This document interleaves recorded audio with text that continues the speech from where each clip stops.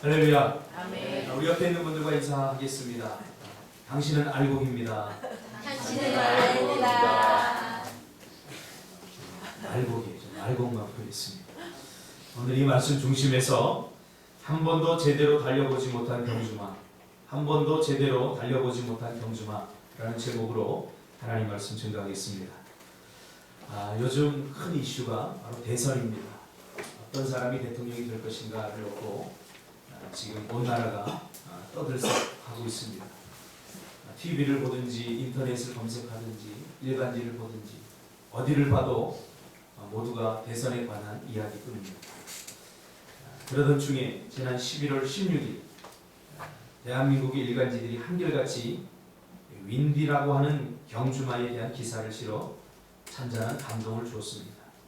이 윈디는 원래 과천 서울 경마공원에서 경주마로 뛰기 위해서 준비하고 있었습니다.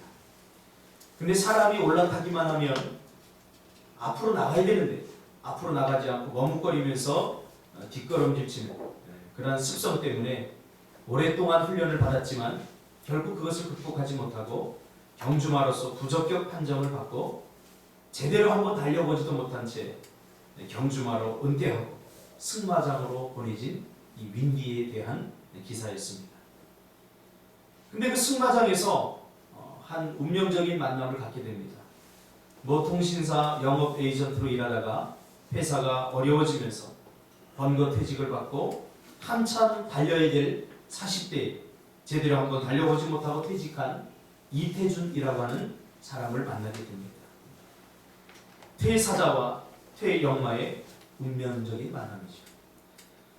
근데 사람만 타면 뒷걸음질 치고 앞으로 나가지 못하는 이 윈디가 이 이태준 씨만 타면 안정감을 찾아서 앞으로 한 걸음 한 걸음씩 달려나가는 것이었습니다.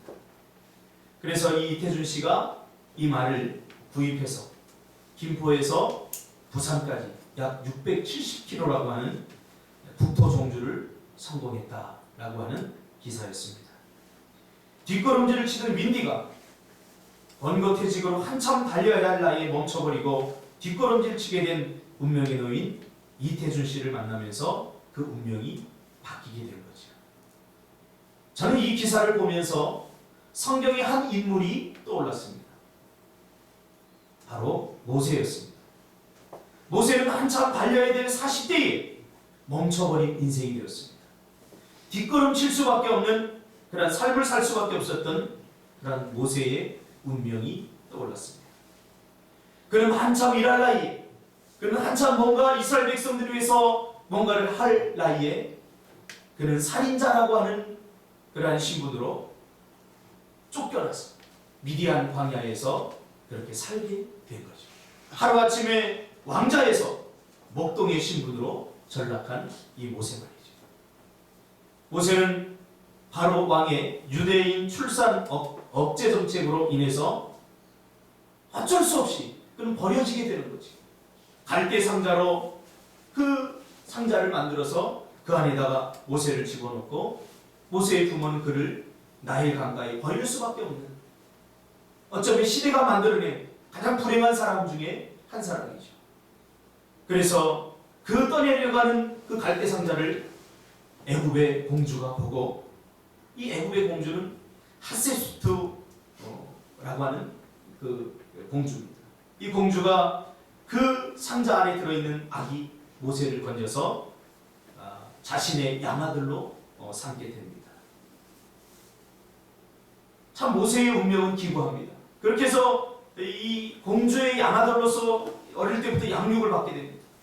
그야말로 미래가 창창하죠.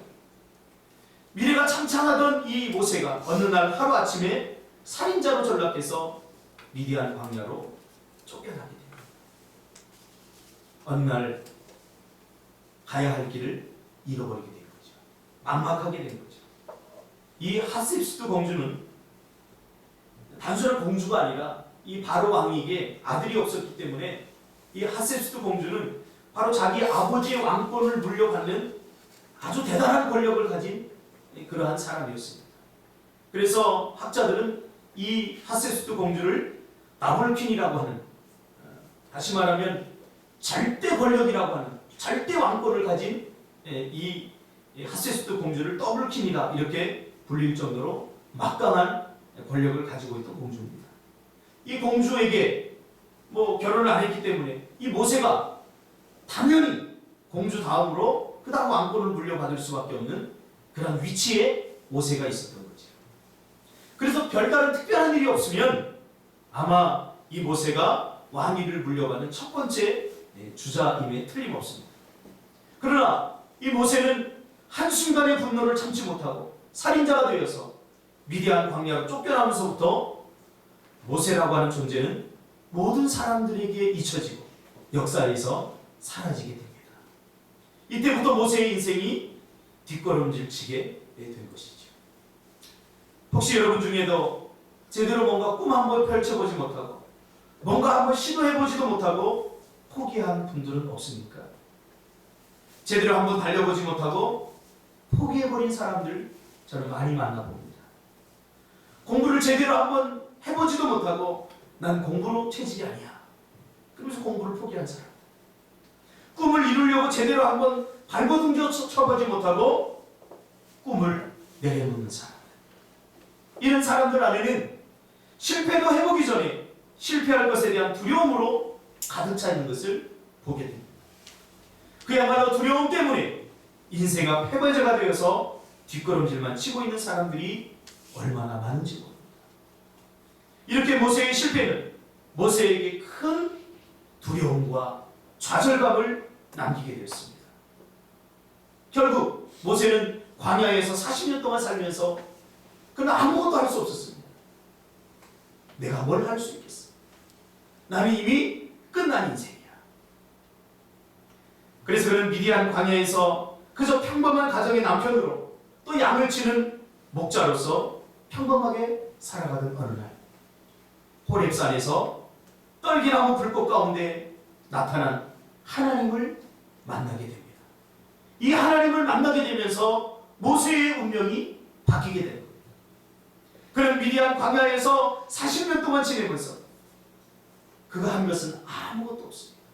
그러나 사실 아무것도 한 것이 없는 것 같지만 그러나 그는 아무것도 한 것이 아닌 것이 아닙니다. 그는 40년 동안 모든 것을 내려놓게 됩니다. 권력에 대한 욕심과 그가 개인적으로 가지고 있던 꿈과 비전, 그가 이루고 싶었던 인생의 계획과 모든 목표들, 심지어는 그의 자존심, 자존감, 이 모든 것을 다 내려놓게 된 것입니다. 그러면서 그가 자기 자신을 스스로 볼 때 나는 아무것도 아니다. 자기 자신을 바라볼 때 나는 아무것도 아니다. 이것을 인식하고 있었습니다. 여러분, 내려놓는다는 것이 결코 쉬운 일이 아닙니다. 십자가의 죽음 없이는 절대로 불가능합니다. 그야말로 이 사건을 통해서 모세의 이전의 삶과 광야를 겪은 이후의 삶은 완전히 다르다는 것을 발견하게 됩니다. 그가 광야 40년을 겪기 전에 그는 굉장히 당당한 사람이었습니다. 그는 모든 것을 할 수 있었던 사람이었습니다. 그러나 광야를 겪고 나서 그는 자기 스스로에 대한 자신감을 다 잃어버리고 나는 아무것도 아닙니다. 이런 인식을 가지게 되었다는 겁니다. 여러분, 하나님이 모세에게 정말로 원하셨던 것이 무엇인지 아십니까? 하나님이 정말로 모세에게 원했던 것은 큰 소리치는 게 아니었어요. 당당한 모습이 아니었어요. 하나님께서 모세에게 정말로 원하셨던 것은 뭐냐면 순종이었어요. 순종. 애굽의 왕이 되는 것이 아니라 애굽의 그 모든 권력을 갖는 것이 아니라 하나님이 원하셨던 것은 그저 100% 하나님의 말씀에 순종하는 종이 되어서 이스라엘을 애굽으로 구원하는 그런 이스라엘의 리더십이 되기를 하나님 모세에게 원하셨던 것입니다. 세상적으로 성공하고 세상적으로 출세하는 것이 아니라 하나님이 주신 사명을 이루는 믿음의 성공자가 되기를 하나님께서 모세에게 원하셨던 겁니다. 그런데 모세에게는 문제가 있어요. 뭐냐면 너무 자기 자아가 강했습니다. 거기다가 자기 자신에 대한 프라이드가 너무 강해서 하나님께서 그를 온전히 사용할 수 없게 된 거죠. 그래서 광야에서 40년 동안 하나님께서 모세에게 하신 일이 뭐냐? 바로 모세의 꿈 죽이기였습니다. 모세의 그 당당한 계획과 모세의 당당한 그 자존감을 짓밟는 일, 그것이 하나님께서 광야에서 모세에게 한 유일한 일입니다. 모세가 가지고 있는 이 당당함을 가지고는, 세상 인간적인 그런 자신감을 가지고는 하나님의 뜻을 이룰 수 없었기 때문이지. 그러므로 광야에서 40년 동안 그의 인생은 뒷걸음질 친 것이 아니라 제대로 달려가기 위한 준비를 하나님께서 시키셨던 겁니다. 사람의 방법이 아닌 하나님의 방법으로 성공하기를 원하셨던 거죠. 모세는 굉장히 조급하고 성급한 사람이었죠. 그래서 그를 40년 동안 광야에 머무르게 해서 인내의 사람이 되게 하셨고 참아내는 사람이 되게 하셨습니다. 또 모세에게는 보이지 않는 열등감이 있었습니다. 이 열등감이 만들어내는 게 뭐냐면 고집이에요. 고집. 열등감이 강한 사람은 아주 고집이 강합니다. 완고합니다. 웬만한 말로 누구의 말도 잘 듣지 않습니다. 모세가 그랬어요. 그래서 분명히 잘못된 일이 있으면 법에다 호소를 해야 되는데 자기 자신이 돌을 들어서 쳐 죽여버립니다. 자기 자신이 심판자가 되는 거죠. 이러한 모세의 모습을 가지고는 하나님께서 이스라엘 백성들을 구원하기에 적합하지 않았습니다. 그래서 하나님은 이 모세를 다듬기를 원하셨고 모세를 사용하기를 원하셨던 겁니다. 하나님의 말씀보다 자신의 기준과 자신의 원칙을 더 내세운 사람은 하나님이 절대로 쓰실 수 없는 겁니다. 하나님이 쓰시는 사람은 어떤 사람입니까? 순종 잘하는 사람. 하나님 그래서 오늘 40년 만에 모세를 찾아가서 모세를 만나고 모세에게 던진 첫 마디가 뭡니까? 이것은 거룩한 곳이니 내 발에서 신을 벗으라. 무슨 말이죠? 이제 너는 순종의 사람이 되라. 그 말입니다.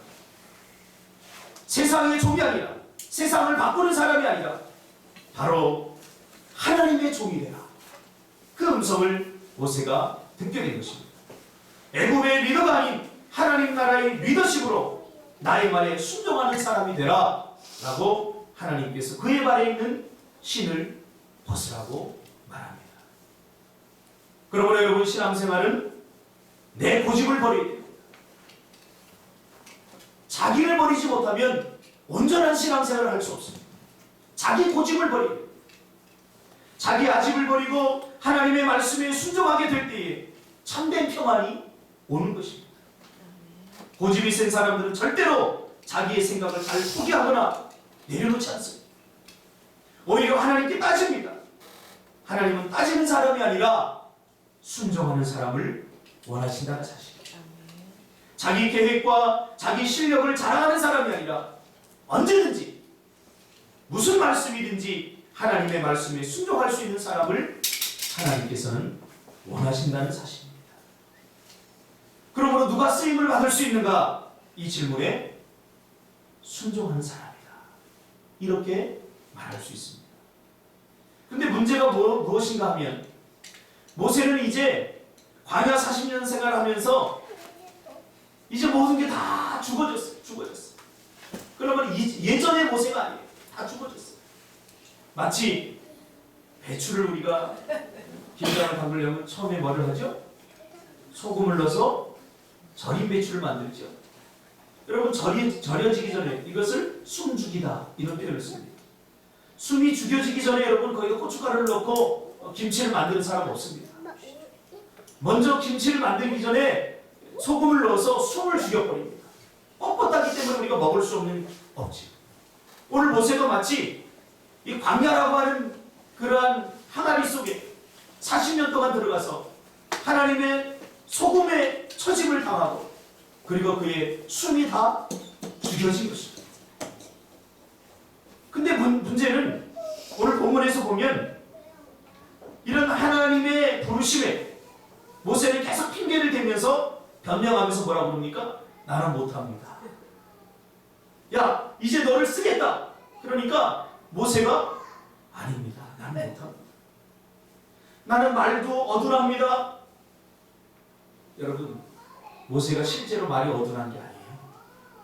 모세는 애굽에서 왕자의 교육을 받았어요. 이 왕자는 온갖 논리학, 수사학, 다양한 것들을 배웁니다. 그래서 모세의 말이 어둔할 이유가 하나도 없어요. 그러나 40년 동안 광야에 있으면서 그는 단순해졌어요. 다 잊어버린 거예요. 여러분, 여자가 한 40만 되면 다 똑같아진다고 합니다. 좋은 대학 나오나 뭐 국민학 초등학교밖에 또 못 나오나 다 똑같아집니다. 사용하지 않으면 다 잃어버리게 돼 있는 거예요. 저번에도 준석이한테 통역 좀 해봐라 그러니까 다 잊어버리는데요. 다 잊어버린다.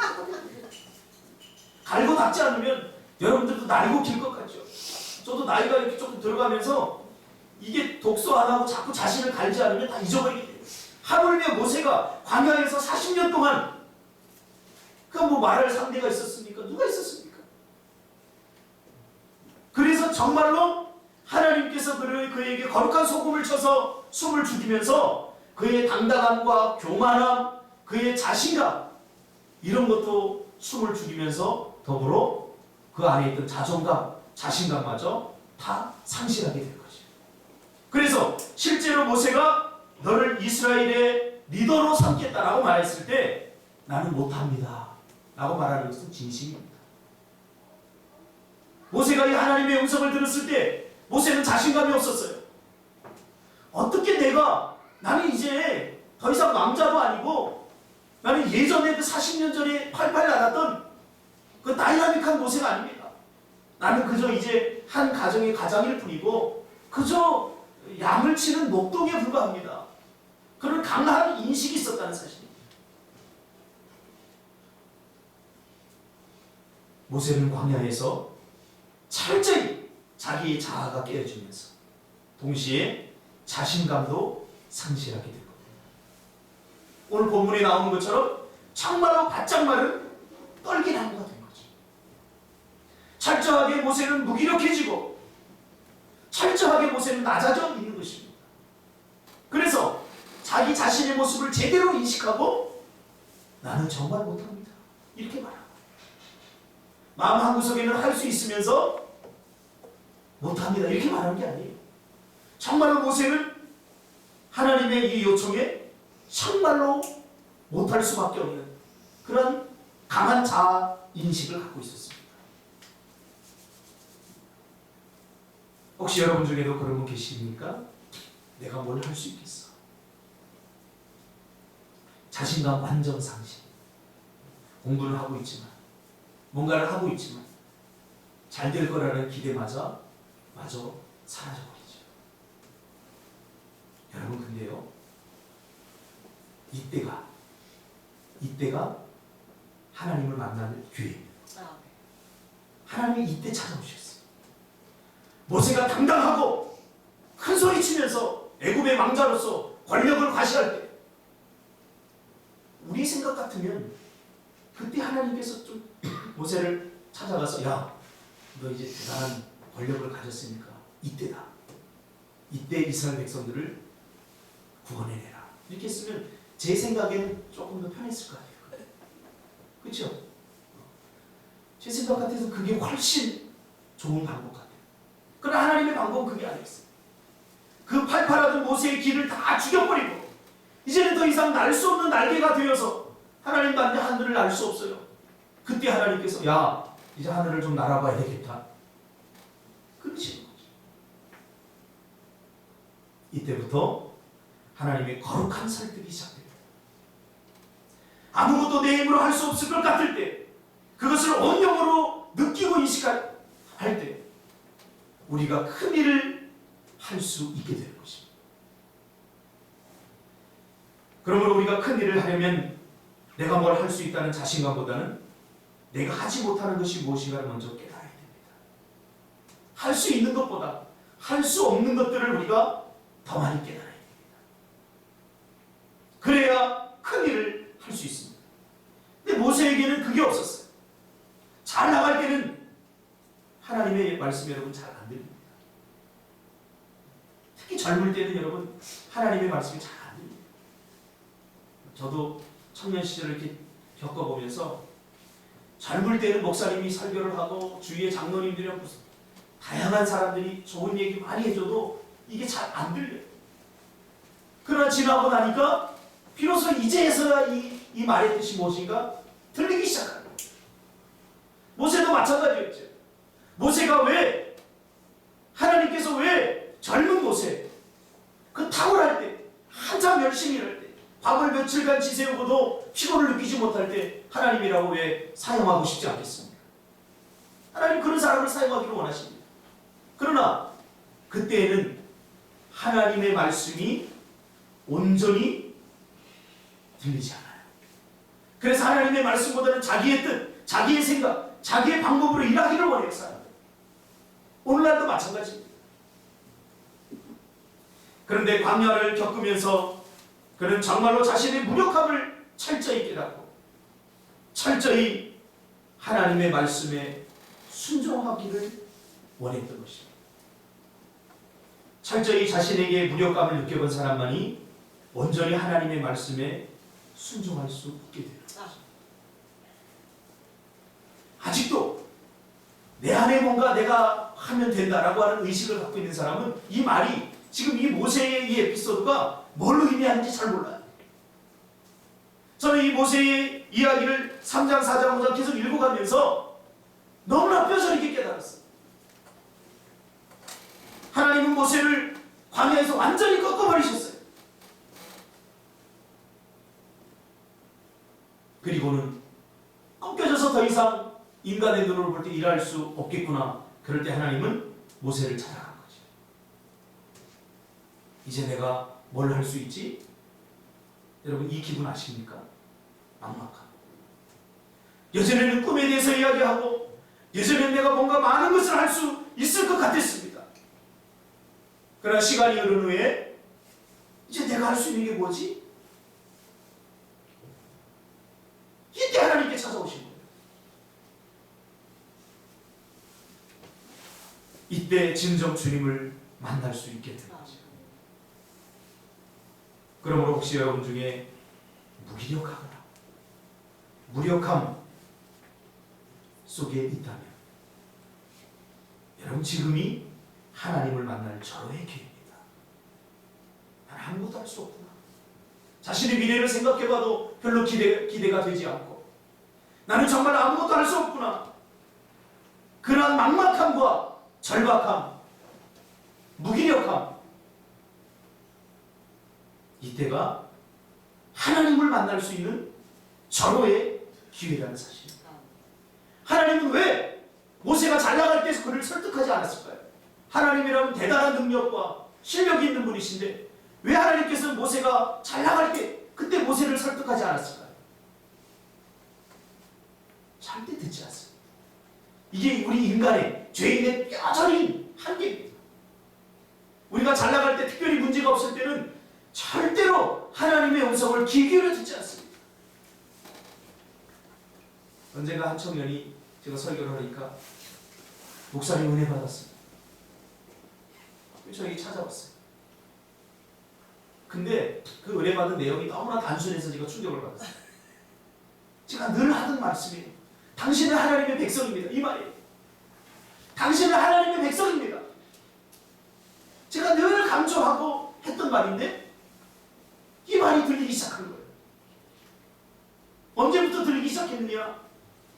자신이 잘 나갈 때, 여자친구 있고 막 잘 나갈 때는 이 말이 들리지 않아요. 한 길에도 걸려버린 거예요.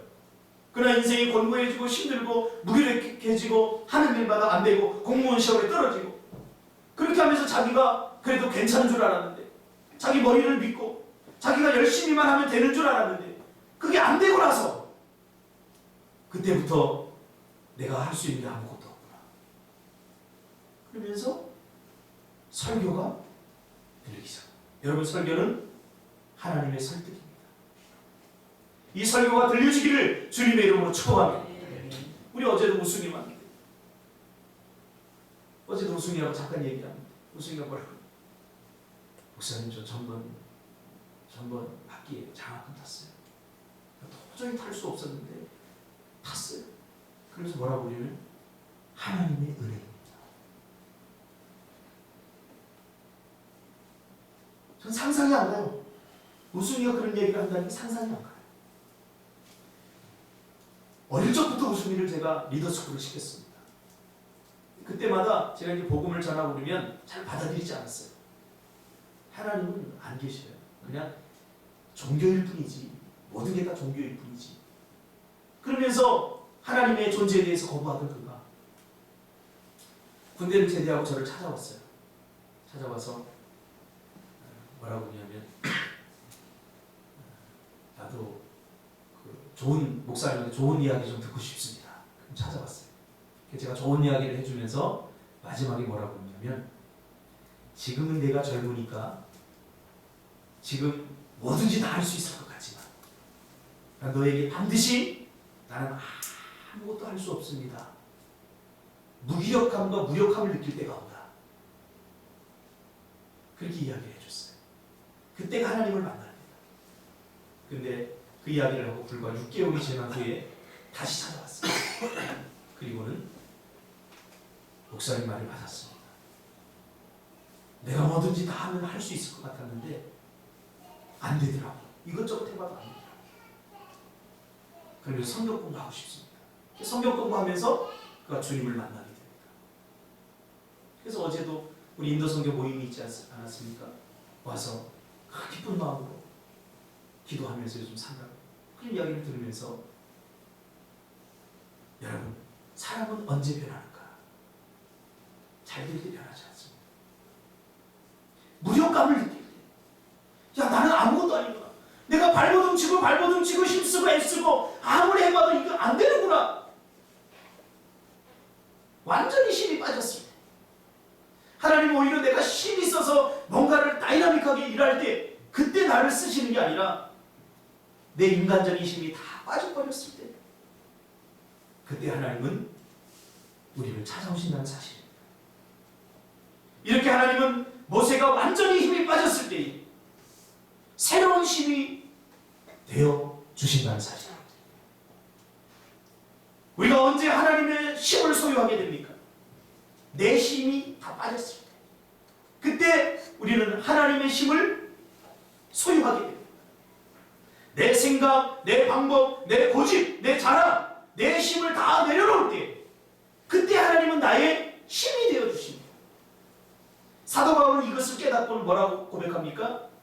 내가 약할 때 가장 강해진다. 여러분, 이 역설을 이해하시기 바랍니다. 어떻게 가장 약할 때 강해질 수가 있겠습니까? 사도 바울이 언제 가장 강력했습니까? 가장 약할 때. 나는 할 수 없습니다. 나는 못합니다. 절망감이 엄습해오고 실패와 패배주의감이 마음에 가득 자리 잡고 해봐도 소용없을 것 같은 그 무기력함. 나는 아무것도 아니구나. 나 같은 거 이 땅에서, 이러한 세상에서 나 같은 거 사라져도 되겠구나. 자신의 무가치함을 느낄 때, 그때 하나님께서 사도 바울을 찾아가셔서 사도 바울을 대신해서 일해주시고, 사도 바울을 대신해서 싸워주시고, 사도 바울을 대신해서 전도하시며, 사도 바울을 대신해서 모든 일을 해주십니다. 내가 일할 때는 하나님이 일하지 않습니다. 내가 죽어야 하나님이 일하십니다. 저는 올해를 제 개인의 고난의 해로 선포했습니다. 고난. 올 한 해 1년 내내 제가 보니까 음으로 양으로 많은 고난을 당하고 있습니다. 이 고난 가운데 제가 무엇을 잃어버렸는가 곰곰이 생각해 봤어요. 물론 성도들도 많이 떠났어요. 많은 것을 잃어버리게 됐어요. 그 그러나 이 모든 잃어버린 것들을 제가 곰곰이 생각하면서 깨달은 게 뭐냐면 몰라보게 달라진 내 모습을 발견했습니다. 내 방법, 내 생각, 내 계획, 내 힘을 잃어버렸다. 여러분 잃어버리시기 바랍니다. 기꺼이 잃어버리시기 바랍니다. 자신감도 잃어버리세요. 오늘 모세는 그것까지 다 잃어버렸어요. 그러니까 하나님께 너를 쓰시겠다 그러니까 나 자신 없어요. 나 못합니다. 그렇게 하잖아. 이때부터 하나님이 설득하는 거죠. 아니다. 그만하면 된다 이제. 내가 너를 쓰겠다. 모세야 힘내. 말이 어두웠네. 그래? 말 잘하는데 형제를 붙여줄게. 두렵습니다. 두려워하지 마. 내가 바로를 굳게 잡을 거야. 반드시 너는 이스라엘 백성을 리더십으로서 이스라엘 백성들을 출애굽시킬 거야. 이때부터 하나님의 설득이 시작됩니다. 저는 이 모세의 본문을 읽으면서 요즘 하나님이 저를 설득하고 계셔요. 사실 해도 안 되면요 사람은 다 그걸 내려놓고 싶습니다. 포기하고 싶습니다. 그런데 그때 하나님께서 모세를 찾아가셔서 할 수 있다. 그렇게 말합니다. 하나님은 모세의 강한 자의식을 깨버리기를 원하셨던 겁니다. 내 안에 내 자아로 가득 차 있으면 아무것도 하나님께서 역사하지 않습니다. 그러나 나는 아무것도 아닙니다. 이렇게 다 내려놓을 때 나의 알량한 자존심, 알량한 과거, 성취 경험 이런 것들을 다 내려놓을 때 하나님께서 비로소 그때 역사하시는 거죠. 생각해보세요. 왜 하나님은 베드로가 혈기왕성할 때 칼을 빼들고 베드로가 모든 사람은 다 주님을 부인할지라도 나는 주님을 떠나지 않겠습니다 라고 하는 이 의욕이 충만할 때 베드로를 쓰지 않고 베드로가 큰 소리 치다 실패해서 자 고향 땅 구석에서 고기잡이 하고 있을 때 하나님 그를 찾아가겠습니다. 그러니까 하나님이 예수님이 찾아가니까 볼 면목이 없는 거예요. 여러분 중에도 혹시 하나님이 볼 면목이 없습니까?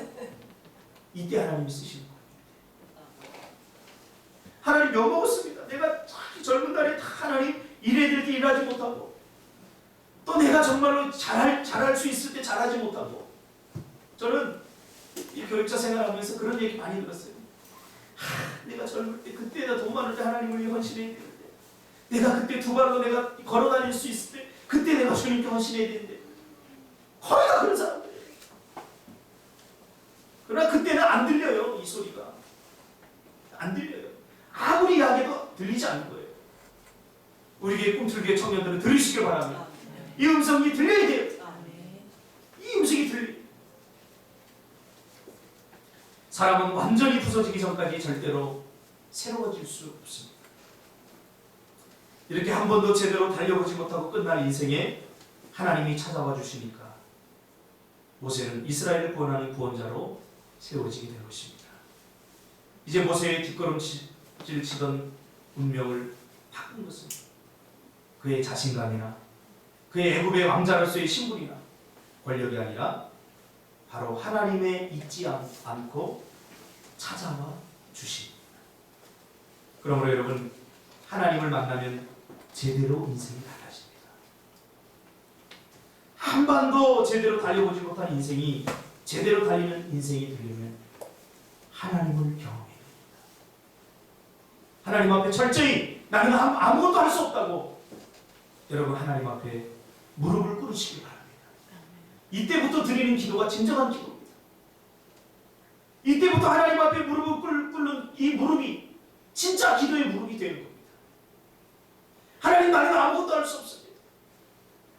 나는 모든 것을 다 내려놓고 싶습니다. 이때 하나님의 거룩한 설득이 시작이 되는 거죠. 이 하나님을 불꽃 가운데서 만났던 모세는 용기를 내고 힘을 내어서 바로에게 목숨을 걸고 가게 됩니다. 그래서 마침내 이스라엘 백성들을 구원해내서 광야에서 40년 동안 이스라엘 백성들을 다스리고 통치하게 됩니다. 40년을 광야 생활을 해본 경험이 있는 사람만이 또 다른 사람들을 40년을 광야에서 인도할 수 있게 되는 것입니다. 그러므로 여러분 쓰임 받으려면 고난을 자처하시길 바랍니다. 어려움을 경험해보지 못한 사람은 절대로 탁월한 리더가 될 수 없습니다. 배고픔을 경험해보지 못한 사람은 절대로 탁월한 리더가 될 수 없습니다. 제가 요즘 책을 읽는 책이 있는데 뭐냐면 멈추지 마 그런 책인데 제가 너무 도전을 받아요. 이 친구가 세계에 있는 리더들 아이들하고 이렇게 메신저를 하다가 어느 날 태국에 있는 국방장관 부모 할아버지 할머니를 둔 그 태국의 아주 부자 집에 이제 초청을 받고 가게 돼요. 가서 거기서 일주일 동안 살면서 뭘 느꼈냐면 생각이 다르구나. 이 아이와 나는 생각이 다르구나. 이 아이는 상고를 나와서 초등학교 졸업하고 중학교도 검정고시로 나와서 겨우겨우 막 열심히 공부해가지고 연세대를 간 거예요. 근데 그 친구를 만나고 충격을 받습니다. 생각이 다른 거예요. 야, 뭐 그렇게 열심히 사냐? 그러면서 그냥 적당히 이렇게 살아가는 걸 보면서 야, 세계가 다르다, 세계가. 여러분, 하나님은 절대로 그런 사람을 쓰실 수 없어요. 그런 친구들은 조그만 문제 앞에 넘어지고 쓰러집니다. 여러분, 고난을 자처하시길 바랍니다. 애매한 고난을 받지 마시고요. 이 모세처럼 하나님께 쓰임받기 위해서 여러분 고난의 현장으로 여러분 뛰어드시기를 주님의 이름으로 축복합니다. 그러한 자만이 하나님께 더 크게 쓰임받을 수 있다는 사실을 오늘 본문을 통해서 우리가 발견하게 됩니다. 벌써부터 좀 더 편하고 쉽고 그런 것을 찾는 사람에게는 희망이 없습니다. 그래서 여러분에게 열정이 있지 않습니까? 내가 보니까 밤새고도 막 컴퓨터도 하고 밤새워 축구 경기도 보고 밤새워서 합니다. 근데 유독 신앙생활 하는 데는 열심히 해줘. 안타깝습니다. 이게 모순 아닙니까? 신앙의 모순. 내일 여자친구를 만나려고 약속을 해놓으면 목욕탕 가서 목욕하고 막 꾸미고 옷도 사고 다 하지 않습니까? 이 정도의 관심을 가지고 우리가 하나님 앞에 쓰임받기를 원합니다. 그러면서 하나님 나를 크게 사용해 주세요. 여러분, 나 자신이 좀 위선스럽지 않습니까?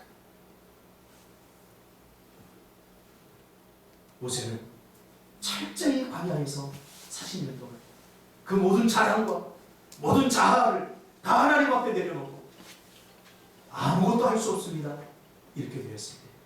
그래서 하나님을 만나게 된 것입니다. 사랑하는 꿈틀기 모든 성도들이 바로 이러한 사람들이 되기를 주님의 이름으로 축복합니다. 경험하기 전에 말씀해 주시면서 깨닫고 하나님께 나는 아무것도 아닙니다라고 고백할 수 있는 그런 성도들이 되시기를 주님의 이름으로 축복합니다. 기도하겠습니다. 걸어가신 아버지 하나님, 은혜를 생각할 때마다 감사를 드립니다.